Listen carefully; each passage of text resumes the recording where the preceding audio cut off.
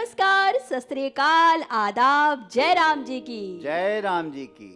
तब भैया उहे खाटी देहाती गांव जवार का माटी की खुशबू से भरल ई खूबसूरत प्रोग्राम का आज का अंक लेके हाजिर बाणी हम सीमा शाही और हम हैं मिसाइल फूफा। तो आप सब लोग बैठ के आराम से देखो, हम लोग कार्यक्रम शुरू करे जा रहे हैं। हाँ बिल्कुल। तब भैया काल्हे की तरह आज भी होवे वाला बा अवधी, भोजपुरी, ब्रज और बुंदेली में जंग, जौना के प्रस्तुत करे बदे हमनी के बीच जमल बाड़न काल्हे कर सुर ताल और तरंग जे जमई है आज खूबे रंग रंग। तो चलो फुफा कार्यक्रम में आगे बढ़ल जाए और दर्शक लोग से हम यह कहे चाहब कि भैया आप लोग भी एकदम तैयार हो जाएं, काहे से कि आप ही लोग के इनके लोग के जज करे के बा, काहे से कि इन लोग इतना बढ़िया बढ़िया गीत गवनी गावत हैं। तो ओके जज करा, उनके पसंद करा, लाइक कमेंट शेयर करा और इनके दोबारा गावे का मौका दा। हाँ बिल्कुल, और बिल्कुल तैयार हो जाओ, रेडी हो जाओ, हम लोग शुरू करे जा रहे हैं। हाँ पहले तो परिचय हुई जाए। हाँ बिल्कुल बिल्कुल। तो हम तो कहब कि तनी एक बार जोरदार ताली बजा दे जा हमार गवैया लोग बदे, और साथ ही धुआंधार ताली बजा दे जा हमार बजवैयन बदे। तो एक साथ ही फुफ्फा चला अब गीत गवने शुरू कर जाए। हाँ बिल्कुल, को आ रहा पहले तो हम तो देखा सबसे पहले बुलावे जा तारी प्रतापगढ़ से सुनील ठाकुर जी के। आई सुनील जी। धूम मचाए थे पिछली बार है। हाँ देखा काल्हे एकदम जमाए दिए रहे। आओ भैया आओ। सुनील जी आज एकदम जमाए के रहबा कि ना आई? बिल्कुल जमाए के रहा हो। तो बिल्कुल का सुनाए वाला है ना आज कुछ ऐसा सुनाब कि हर केहू के घरे में कुछ न कुछ परेशानी होबे ही करत है। तो ऐसे ही एक मेहरारू अपने पति से परेशान हो गई। अरे दादा, बड़ा नशेड़ी बा ओकर पति, रोज पी के आवेला घर पे, रोज मारा पीटी। तो मेहरारू गुस्सा के पहुंच गए दरोगा जी के पास। अरे बाप रे बाप। शिकायत लिखावे कि इनका भी एक बार जेल के हवा खिलाई तो हो सकता कुछ सुधर जाई। बिल्कुल बिल्कुल, तो सुनाई। बिल्कुल बिल्कुल आप सुनाओ, हम सब लोग मिलके मौज ले, आनंद ले। हैं हाँ चलो भैया शुरू हो जाओ।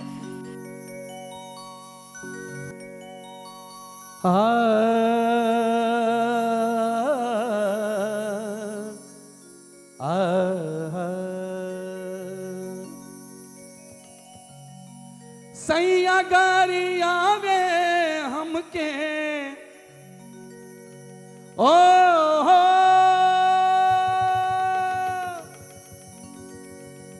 सैया गारी आवे हमके मारे बड़ी मार एहो दरोगा बाबू, एहो दरोगा बाबू, लिखली रपटिया हमार ए दरोगा बाबू, लिखली रपटिया हमार एहो दरोगा बाबू।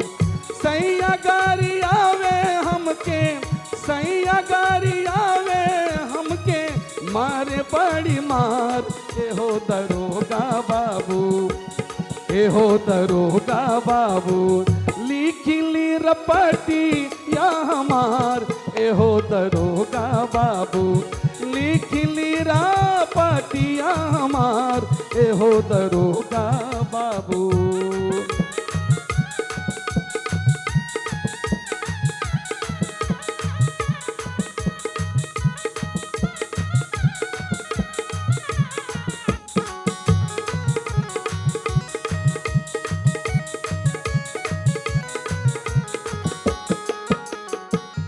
गांजा पी के आवे बड़ा करे माना मानी, गांजा पी के गांजा पी के गांजा पी के आवे बड़ा करे माना मानी, चूल्हिया में डाल दिहलस गगरी के पानी, चूल्हिया में डाल दिहलस गगरी के पानी, चूल्हिया में डाल दिहलस गगरी के पानी, गगरी के पानी।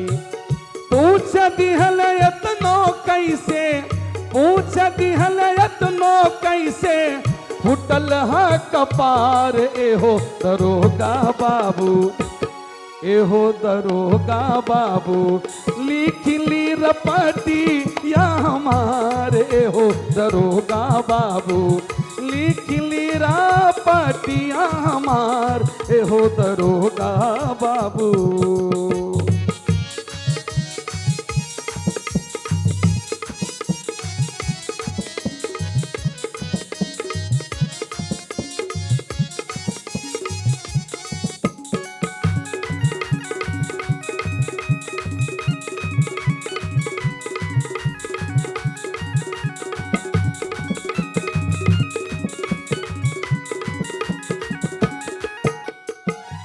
खेती बारी है ये नईखे करिला मजूरी, खेती बारी है, खेती बारी है, खेती बारी है ये नईखे करिला मजूरी, मरुए कलाइस धई के फूटल हमरा चूरी, मरुए कलाई धई के फूटल हमरा चूरी, मरुए कलाई धई के फूटल हमरा चूरी, फूटल हमरा चूरी। सपनों में दिहलस नाही, सपनों में दिहलस नाही, कबाऊ दुलार, एहो दरोगा बाबू, एहो दरोगा बाबू लिख ली रपटिया हमार, एहो दरोगा बाबू लिख ली रपटिया हमार, एहो दरोगा बाबू।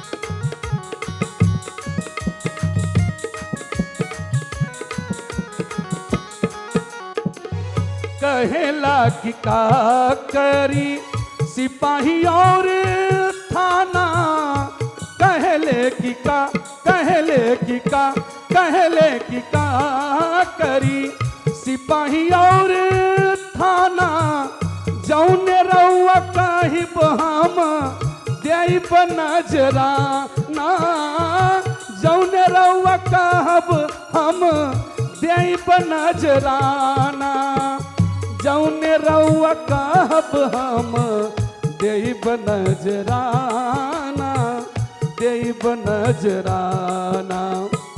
कैसा हूँ दिखा दिए के, कैसा हूँ दिखा दिए के ललकी दुआर, एहो दरोगा बाबू, एहो दरोगा बाबू लिख ली रपटिया हमार, एहो दरोगा बाबू लिख ली रपटिया हमार, एहो दरोगा बाबू।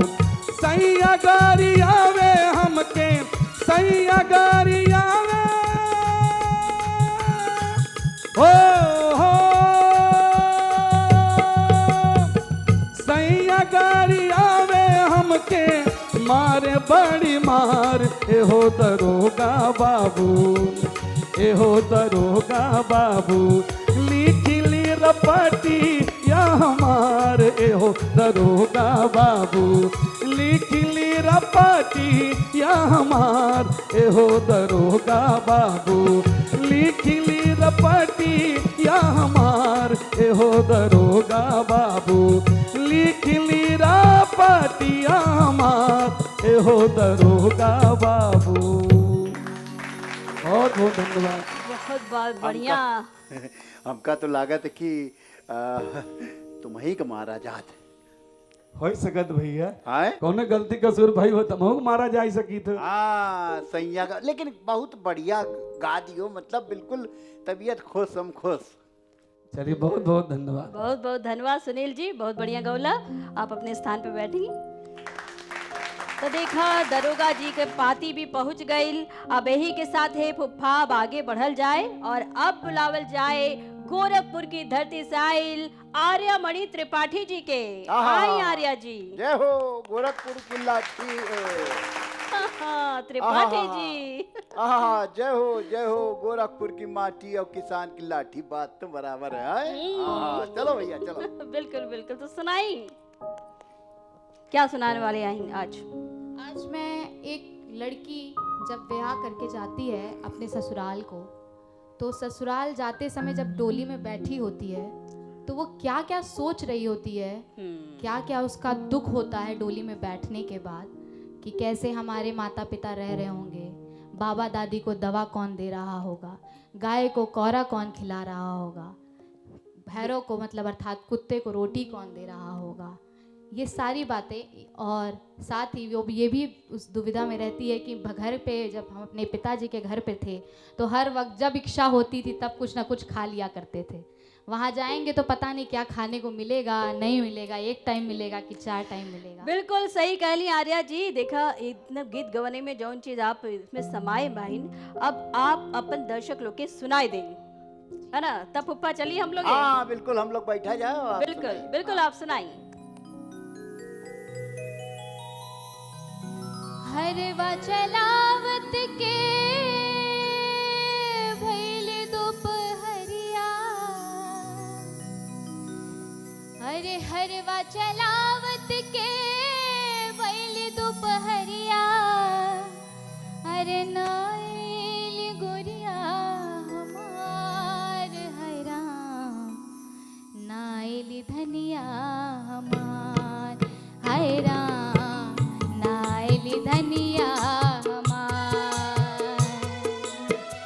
हरवा चलावत के भइल दोपहरिया, हरवा चलावत के भइल दोपहरिया, नाइल गोरिया हमार हैरान, नाइल धनिया हमार हैरान, नाइल धनिया हमार।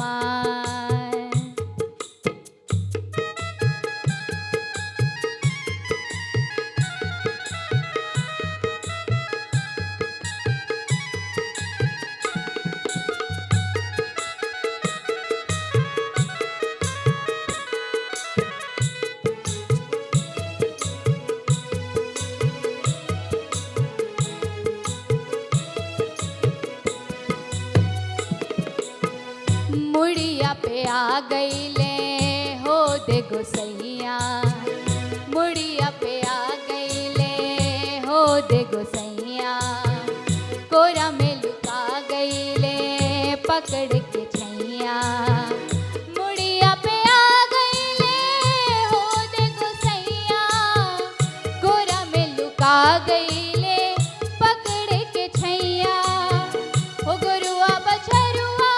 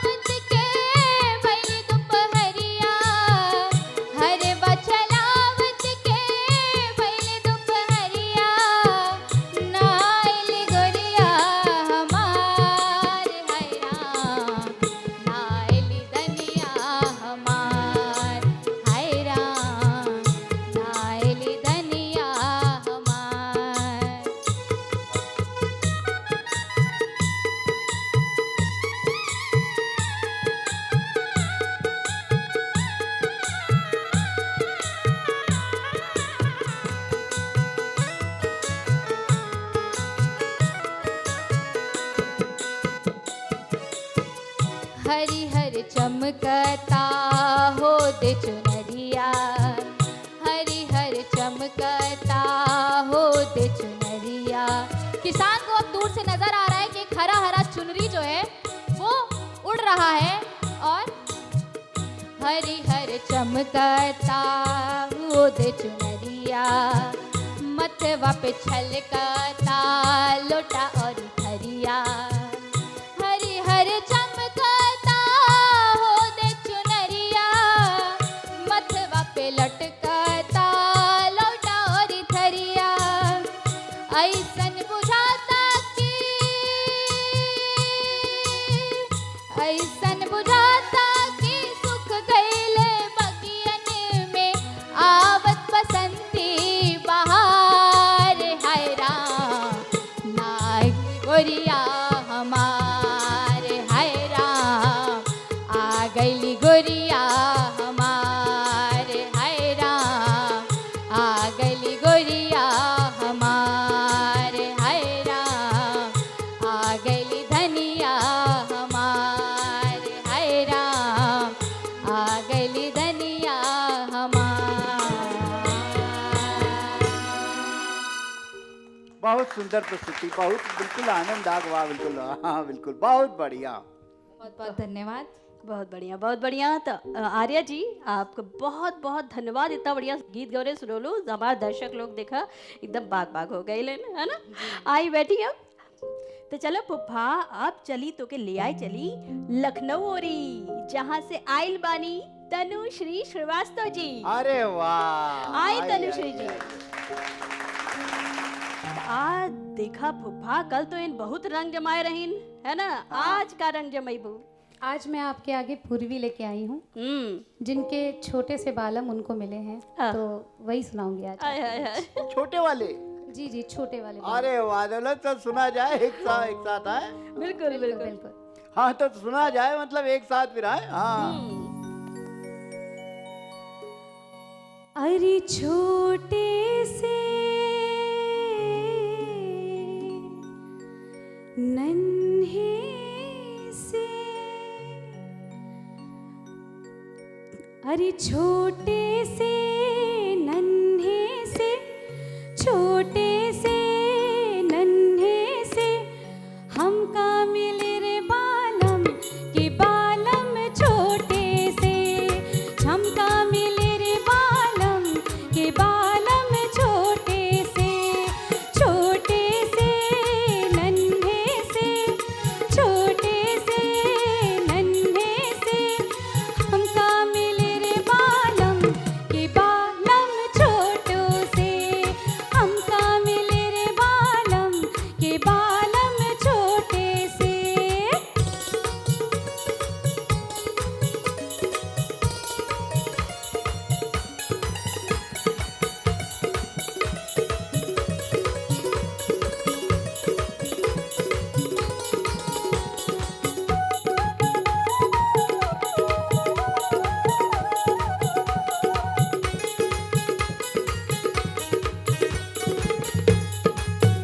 अरे जबरी गई रे हलवैया दुकनिया, मिल गए बालम छोटे से। हाँ जबरी गई रे हलवैया दुकनिया, मिल गए बालम छोटे से।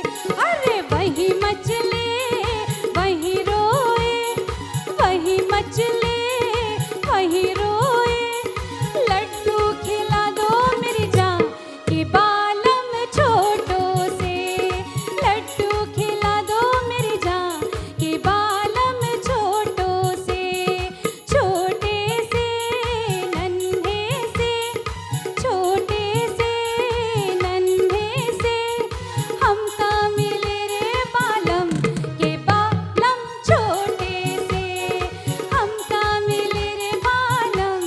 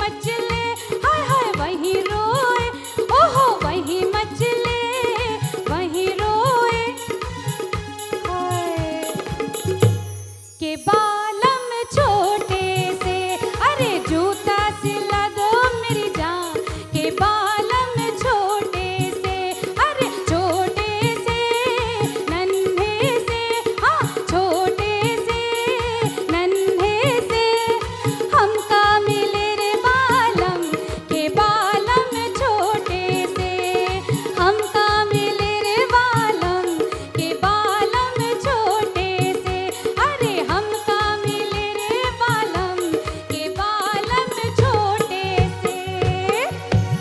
वाह क्या बात बा के बालम छोटे से का फुप्पा। लेकिन हमरे यहाँ ये बात कही जात है कि बालम चाहे छोटा होए, चाहे लंबा होए, चाहे मोटा होए, चाहे पतला होए, कैसा होए, बालम तो बालम होत है ना। जब तुम्हारी बुआ जानती हो? हाँ बुआ, जी, हाँ बुआ। जी, हाँ जी, बुआ मतलब जी। हमारी घर आई तीन, अच्छा, हाँ मतलब बिल्कुल हमसे बिल्कुल खुश रहती है। पर मेरे बालम ना मुझे छोटे से नहीं मिले, उनको मैं छोटी सी मिल गई हूँ। अच्छा आप छोटी सी जी, हो? जी। अरे कोई बात नहीं, कौन ठीक है, सा कम से कम सर उठा के तो बात करती हूँ। हाँ बताओ कहाँ जा रहे हैं? बिल्कुल बिल्कुल, वो सर झुका के, हाँ है ना? ये मैडम। हाँ हाँ, हमारी हमारी जो है ना बेलन लेके हमसे बात करती हैं। अच्छा अच्छा, लेकिन बहुत बढ़िया गाया, मजा आ गया। Thank you so much. तब का रंग जमाई दिए ओन लंबा से छोटी तो का भाओन गाई देंगे हैं कि हमारे हाँ। बलमु छोटी सी नहीं बहुत बढ़िया गौलू, बहुत बढ़िया लगल, बहुत बहुत धन्यवाद। आई बैठी तो फुफ्फा हाँ चलो अब के हम बुलावल जाए। अब चलो एक काम किया जाए कि मतलब अब कानपुर चला जाए। हाँ चलो हाँ? कानपुर। हाँ काहे से कानपुर से हमरे बीच में जो आई हैं बहुत बढ़िया गाती लोक गायिका हमरे बीच में मतलब कविता जी हैं, तो इनका बुला लो। तो जोरदार तालियों से स्वागत करी कविता गुप्ता जी के। आइए आइए। सभी को मेरा नमस्कार। और सबसे पहले मैं एक बात ये कहना चाहूँगी कि इतने अच्छे कार्यक्रम को दूरदर्शन ने शुरू करके हम लोगों पे नहीं, शब्द नहीं मिल रहा है मुझे, इसके लिए शब्द नहीं मिल रहे कि मैं बखान नहीं कर सकती हूँ कि यह मौका दे के उन्होंने हमें क्या दिया है। अरे आप नहीं जानती हो, हम बताए दे रहे हैं दूरदर्शन की जो प्रस्तुति है लोक रंग सुरों के संग, ये इके मारे है कि जी के पास बढ़िया गाला है, बढ़िया गा लेत है और उनका कोनो मंच नहीं मिल रहा है।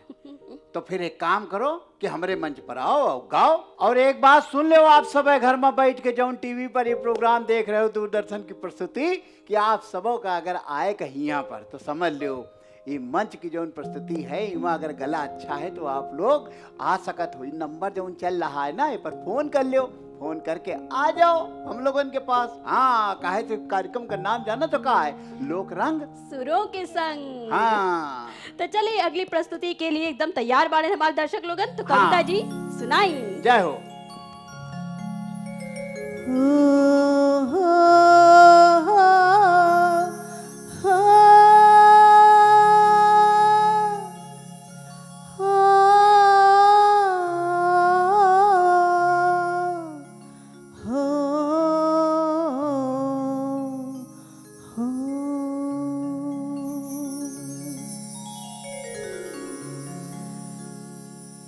जब हम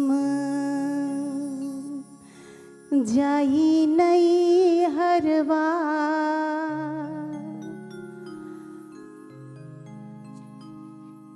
जब हम जाई नई हरवा बलम सुसुकी दई दई रोवे, जब हम जाई नई हरवा बलम सुसुकी दई दई रोवे, सुसुकी दई रोवे हिचकी दई दई रोवे, सुसुकी दई रोवे हिचकी दई दई रोवे, जब हम जाई नई हरवा बलम सुसुकी दई दई रोवे, जब हम जाई नई हरवा बलम सुसुकी दई दई रोवे।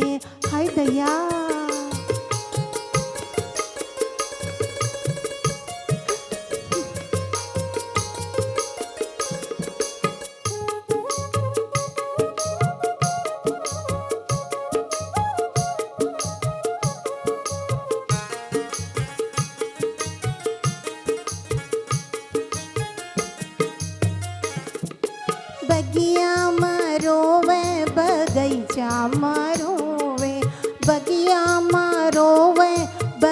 बगीचा मरोवे, बगीचा मरोवे दैया बगिया मरोवे।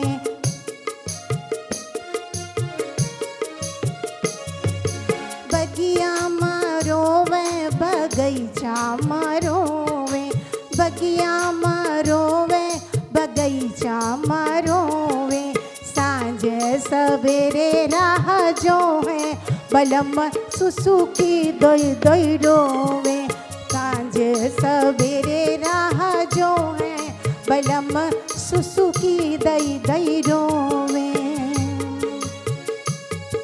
ना रोवा, जल्दी आ जाओ ना, जिन रोवा बाबू, जिन रोवा राजा।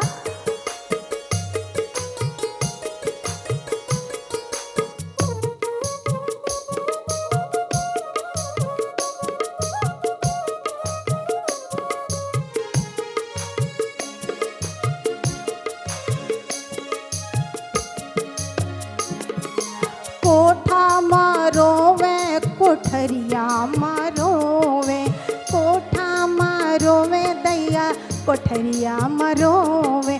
कोठरिया मारोवे है कोठरिया मारोवे। रतिया में, रतिया में, रतिया में हाय दैया, रतिया मा खटिया मारोवे बलम सुसुकी दई दई रोवे। रतिया माँ खटिया मारोवे बलम सुसुकी दई दई रोवे।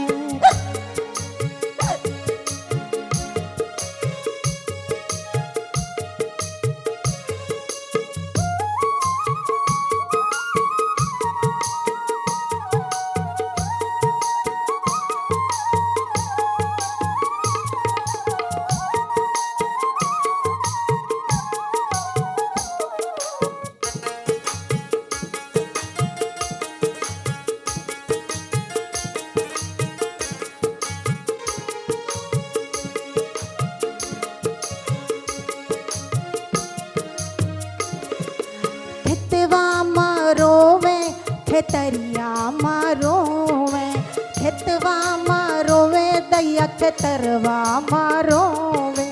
खेतवा मारोवे खेतरिया मारोवे। भर नींद कबहू न सोवे बलम सुसुकी दई दई रोवे। जब हम जाई नहीं हरवा बलम सुसुकी दई दई रोवे।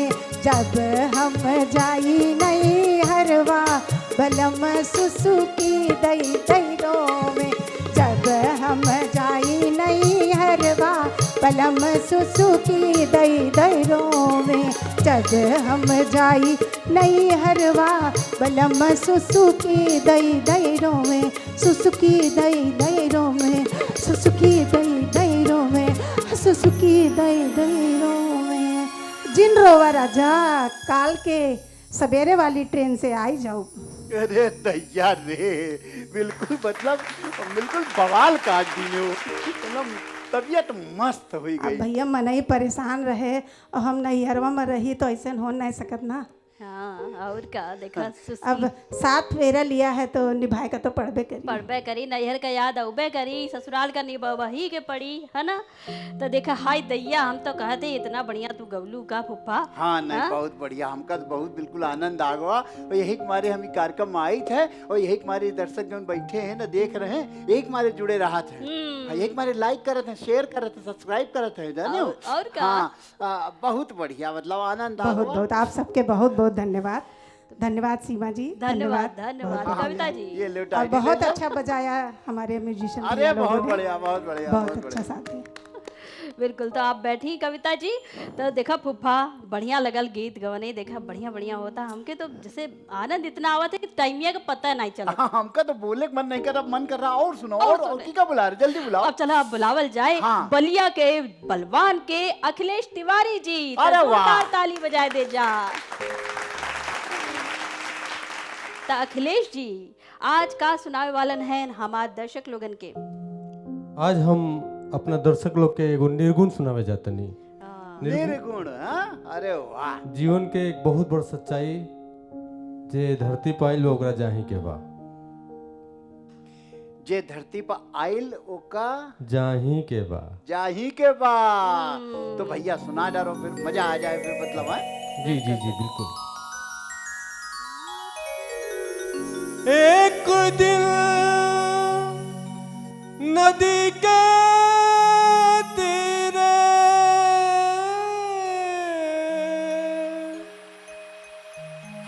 जात रहानी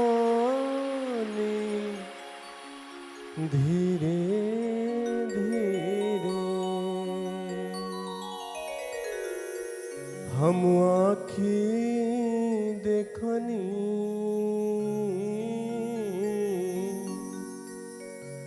हम आँखी देखनी सुंदर शरीरिया गिया में जार लाए राम।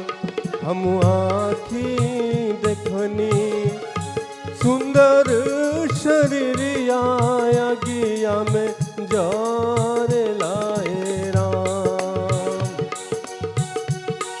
एक दिन नदी के तीरे जात रहनी धीरे धीरे। एक दिन नदी के तीरे जात रहनी धीरे धीरे। हम आँखी देखनी सुंदर शरीरिया गिया में जार लाए राम। हम आँखी देखनी सुंदर शरीरिया गिया में जार लाए राम।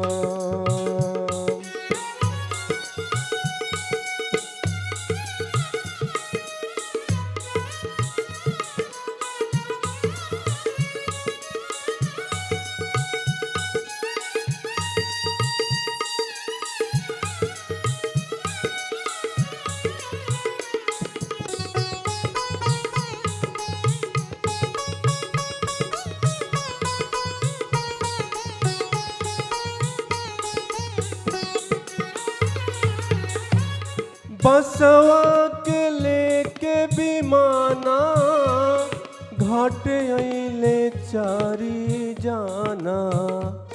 बसवा के लेके विमाना घाट अइले चारी हो जाना। मुहवा पर अगिया मुहवा पर अगिया अपने जमल का उहावा धर लाए राम।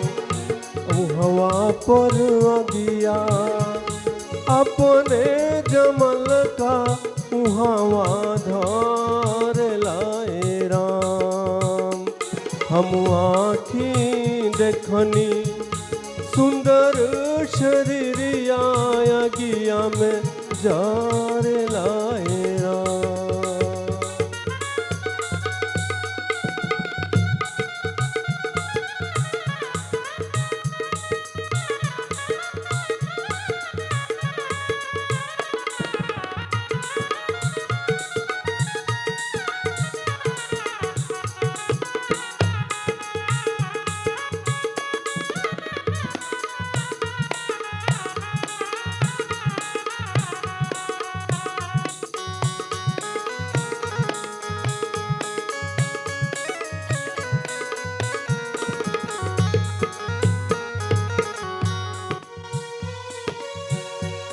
हित मीत जे जे रहा एक मुहे सभे कहल।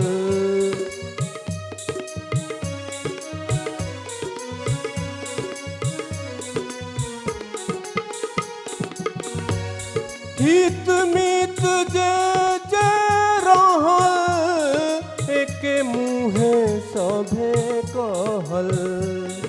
बेटा के जरले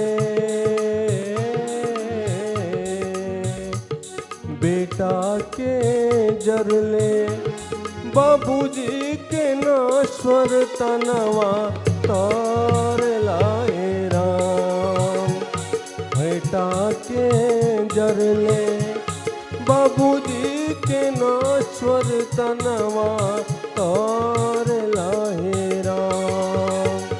हम आँखी देखनी सुंदर शरीरिया अगिया में जार लाए राम।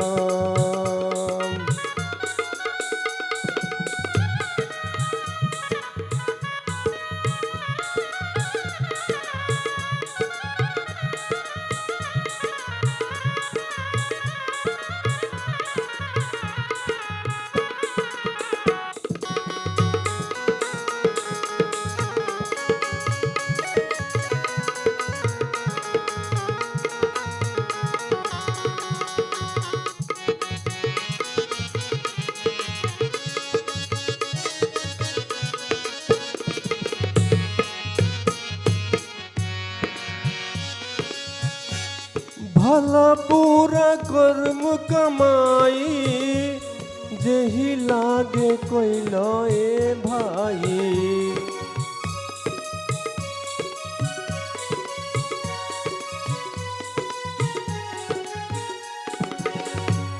भला बुला कर्म कमाई, जेहि लागे कोई लए भाई।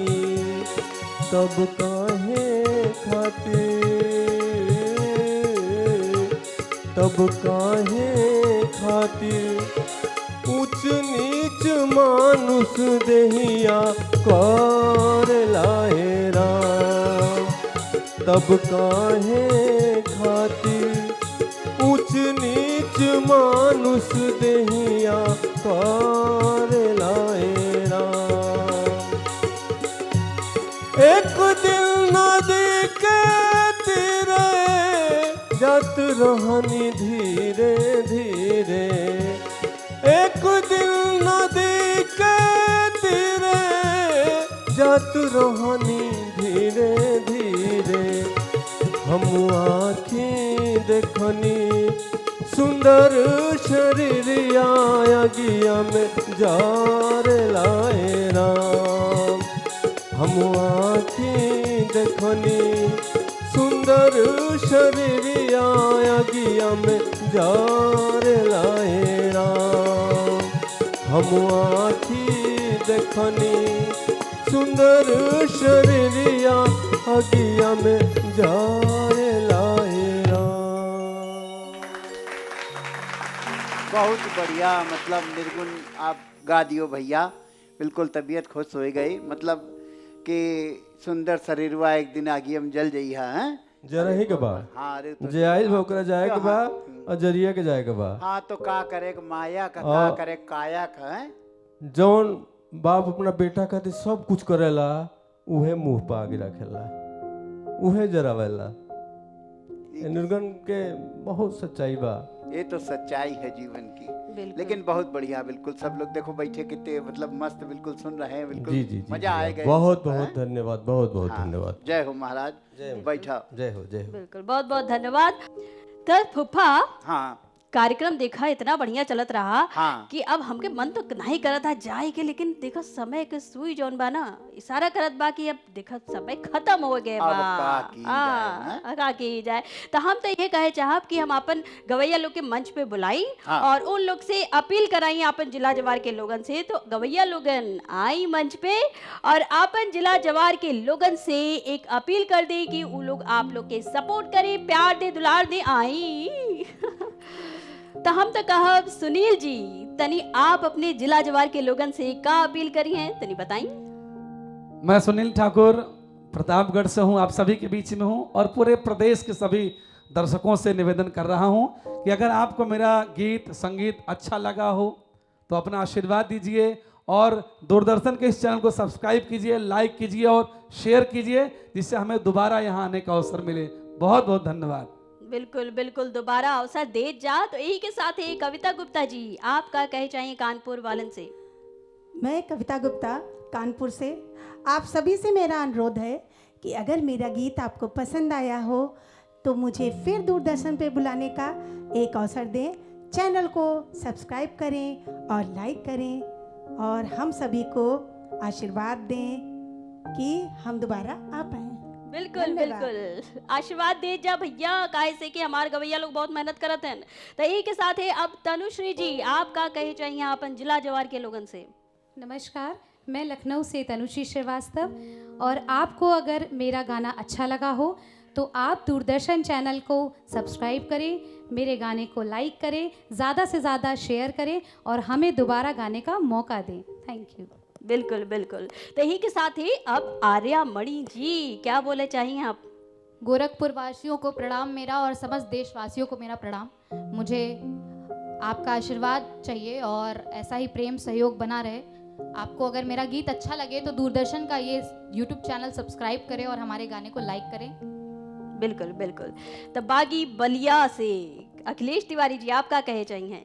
मैं अखिलेश तिवारी बलिया ही नहीं पूरे उत्तर प्रदेश से और पूरे भारतवर्ष से मैं निवेदन करना चाहूँगा कि जिसको भी ये गीत संगीत पसंद आए, ये प्रोग्राम पसंद आ रहा है तो दूरदर्शन चैनल को लाइक सब्सक्राइब और शेयर करें। बिल्कुल बिल्कुल शेयर करत जा, लाइक करत जा और इन लोग का नाम सहित कमेंट करत जा जेकर गाना आप लोग के अच्छा लगल। और यही के साथ ही आप लोग के एक बात और बताई दें कि अगर आप लोग भी गायक हैं, गावे का शौक बा, कौनो भी फोक गाय लेते हैं तो आप लोग भी कार्यक्रम में भाग ले सकेला। एकरे बदे स्क्रीन पर चल रहा कॉन्टैक्ट नंबर पर फटाफट संपर्क करी या फिर हमें ईमेल कर दी। तो चलिए पप्पा। बिल्कुल बिल्कुल, और आने के लिए बिल्कुल तैयार रहें और हम लोग जाने के लिए तैयार। तो यही के साथ ही देखत रही दूरदर्शन उत्तर प्रदेश ठीक 9 बजे रात। तो हमने के दही इजाजत, अगले एपिसोड में हुई फिर से मुलाकात। तब तक के लिए नमस्कार, शुभ रात्रि। जय राम जी की।